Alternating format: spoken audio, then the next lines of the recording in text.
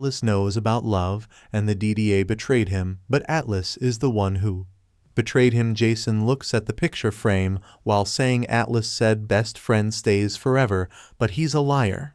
Flashback: little Jason tells Atlas and Rachel that the whole ceremony is silly because they're going to middle school. And he doesn't know why everyone makes such a big deal out of it. Rachel tells him that he's always a downer, but he responded that he just sang because they'll probably never see any of those people again. Atlas tells him that he thinks they're going to stay together forever, but he responded just because they live near each other doesn't mean that. But before he can finish his words, Atlas said that's not why, but it's because they're best friends. Jason put the picture frame on the table while thinking that it's so much for forever. Then he shakes his head while convincing himself that people change and he just needs to accept it. Hyacinth knocks on his door and Jason opens it holding a beer and asks Hyacinth what he's doing there. Then he tried to explain, but Hyacinth tells him not to worry about it because he didn't come there on DDA business and he is just upset he started without him. While showing some alcohol, Jason led inside Hyacinth, but he said it was a little depressing in his room and asked why don't they take the party somewhere else. A few moments later, somewhere in the alley, Jason asks Hyacinth if he's sure it was the place, to which Hyacinth asks him if he's ever been wrong before. The eye slips into the hole asking what exists between the truth and the lie. Hyacinth answered perspective in the roll-up garage door slowly opened. Inside it was a bar with a few people, and on the counter the lady tells them that their tap is on. They had a full mug of beer and drink it at the same time. Then Hyacinth apologizes to Jason about how everything went down, but Jason said it's all his fault because he wasn't strong enough to stop Atlas and let his emotion get the better of him. Hyacinth happily tells him not to be so hard on himself because they're all just human at the end of the day and ask him to relax, but Jason asks him back how can he relax when his best friend has been corrupted by one of the most powerful demons in history and he lost his right to be a defender, which was the only thing he ever thought he wanted. Hyacinth asks him if it's not still what he wants, and Jason responded he doesn't know anymore because he always thought he was different, destined to be a hero just like his father, but even his dad wasn't a real hero, and maybe he has been lying to himself. Then he asks Hyacinth if he ever felt like he's just reacting to things and each decision he makes takes him further away from where he wants to be. Then Hyacinth remembers the president's words and said screw it, because he thinks it's time they took control back for themselves.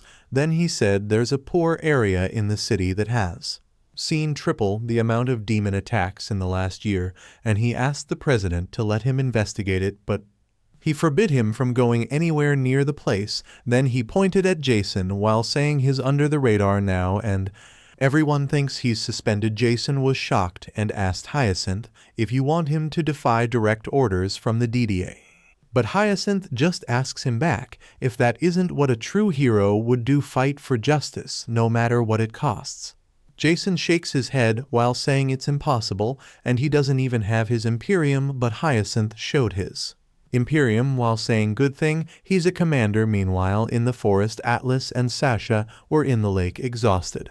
Then they fight again. Atlas jumps towards Sasha while telling her that she's a little slow and asks if she wants to give up, but Sasha jumps toward Atlas to attack and responded that she could do it for days and his strikes have gotten pretty predictable. Then she asks him if his shore is not tired. When Atlas tried to respond, he slipped and landed on the lake face first, then he floats while saying maybe he's a little bit tired. Sasha said even the mighty Atlas needs a break sometimes, but she's going to count it one as her win, to which Atlas tells her to shut up and it doesn't count. Boone shout to ask them what they are doing because there is no time to be sitting on their butts, but Atlas tells him to give them a break because they have been practicing for 3 days. Boone said they still have no idea what the DDA is planning or how people are turning into demons, and the DDA is certainly searching for them as they speak. Then he asks what would they do if an entire battalion attacked them. Atlas responded that he know what was at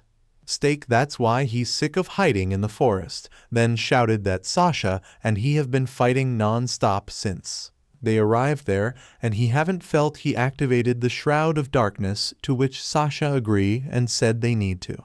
Try a different approach. Boone grab his axe, while saying he thought that might happen, then he gave it to Atlas while saying his axe is made from a demon that had control over gravity and a truly terrifying beast. Atlas drop on the ground because the axe is so heavy. Boone also said his axe core allows him to increase the weight of the weapon exponentially. At first, that was the only way he could harness the demon's power, but after wielding it in many life or death battles, he learned how to alter the gravity affecting his own body, but that was as far as he could take it then.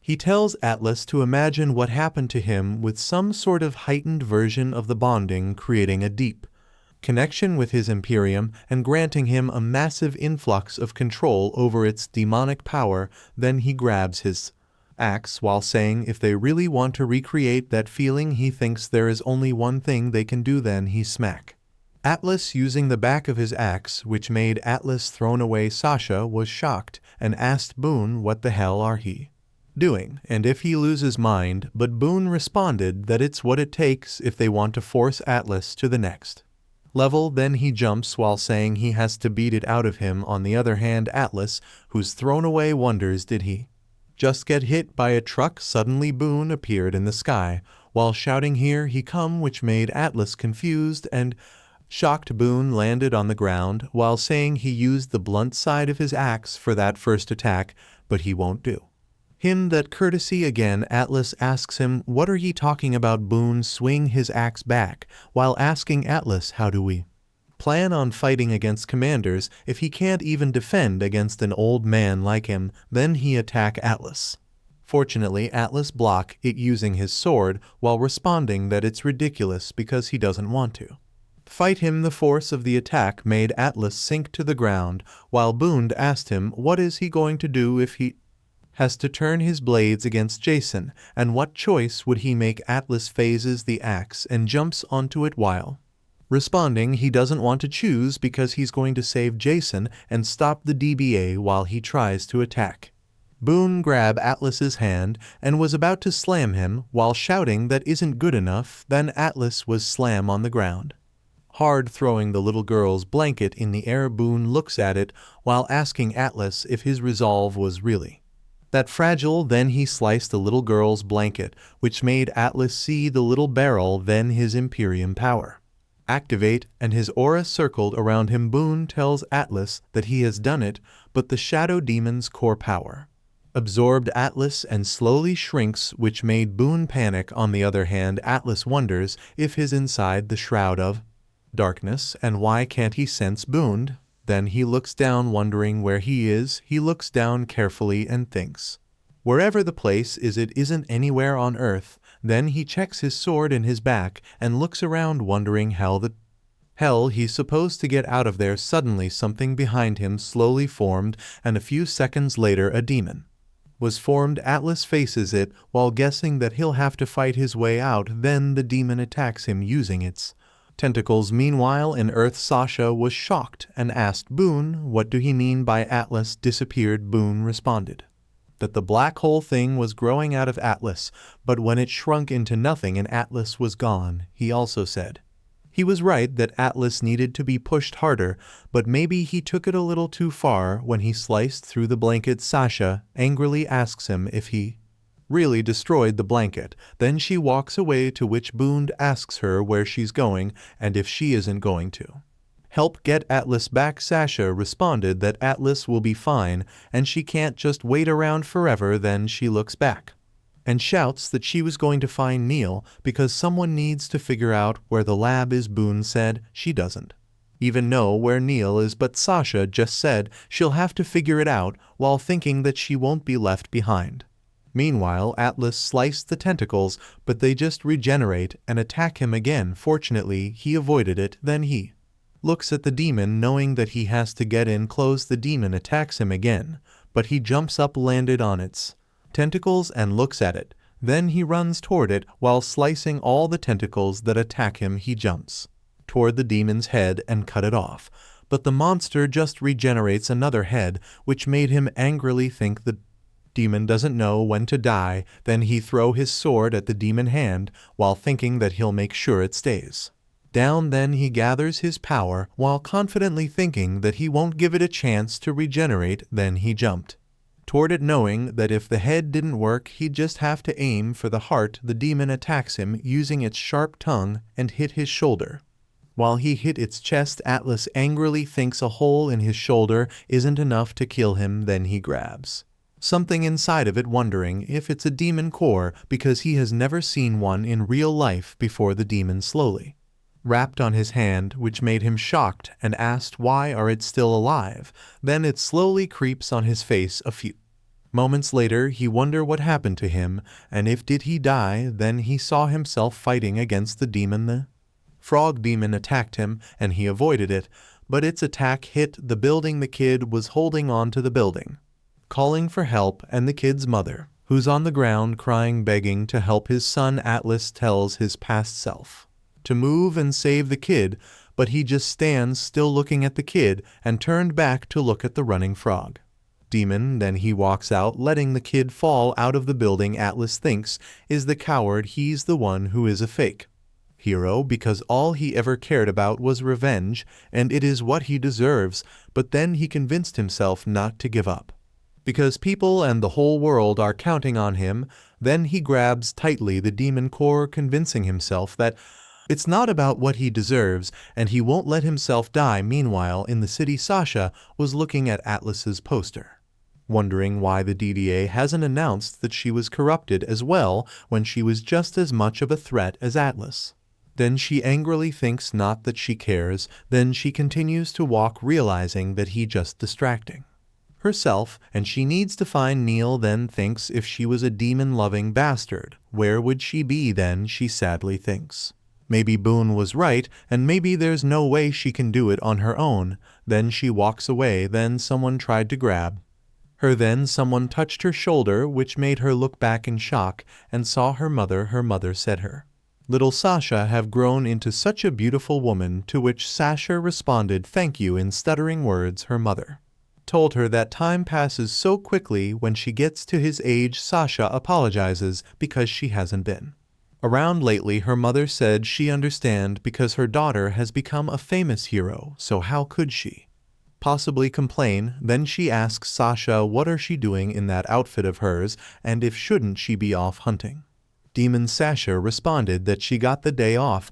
so she decided to wear something more comfortable. Her mother got excited and asked her if she likes to come back to their house for a bit because she would love to spend some time with her. A few hours later they arrived at their house. Sasha asks her mother if Tim was there. Her mother responded Tim's not home and asked if does it look the same as when she was a kid. Sasha responded just as she remembered it inside the house.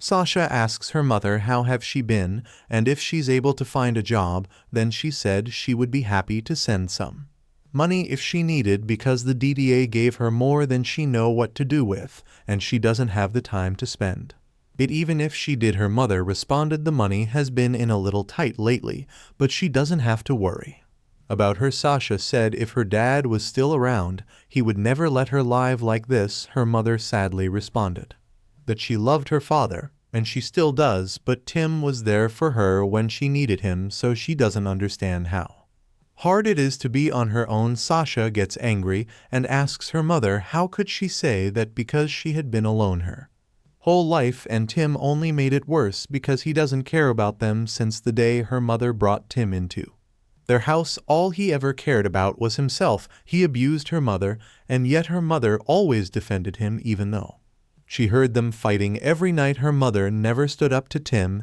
and she let him do whatever he wanted. Then Sasha tells her mother that no matter what Tim did to her, she always stayed with him, and she didn't care about how it affected her. Sasha also said Tim's the whole reason she joined the DDA, so that she could escape the prison and finally stand on her own feet. Then she stands up while saying she should leave before Tim shows up and tells her mother to let her know if there's anything she needs when She was going to leave her mother, said Tim died. She looked back and asked how Tim died. Her mother responded that Tim got caught up in some demon attack, but the authority not even sure what really happened to Tim because his body was never found, and all they gave her was some old shirt Tim used to wear. Sasha just stands blankly wondering what's wrong with her because she should be happy Tim's gone, and all she ever wanted was for Tim to go away. She clenched her hand, knowing that she was not sad Tim died, because even just picturing him makes her sick, but currently she just feels empty. Then she walked toward her mother, while asking when did that happen, and comfort her, while her mother responded that it happened a few years ago, right after she left to join the DDA. Sasha asked her mother if she had been on her own the whole time and why didn't she tell her, but her mother just responded that she was a defender and the city needed her. On the other hand, outside their house, someone with the demon said she's definitely in there. Then it orders the demon to blow the house up. Then Hina shouted for Sasha to come out. Sasha heard it and saw them light outside their house and run toward her mother. Then their house explode, which made Hina jump with happiness. Well, guys, that's the end of the video. If you like this video, comment part 2 in the comment section. Also subscribe to the channel, hit the bell, and like the video. Thank you for watching and see you next time again.